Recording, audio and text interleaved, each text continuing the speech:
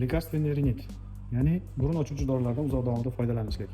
Hozirgi bemorimizdan shikoyati o'ta shunaqa. Rejalashtirgan operatsiyamiz konxoplastika. Konxoplastika ya'ni pastki chig'anoq go'shtlarida qisqartirib qo'yamiz. Shunda burun yo'llari keng ochilib, nafas olishi ravon bo'lib qoladi.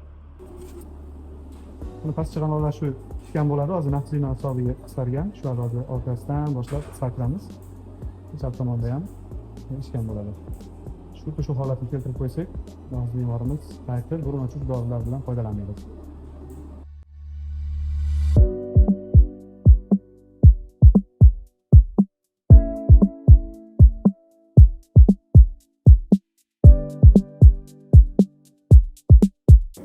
Operatsiyamiz tugadi. Buni pastki chig'anoqlarni qisqartirib, burun yo'llari ancha ravon bo'lib qoldi.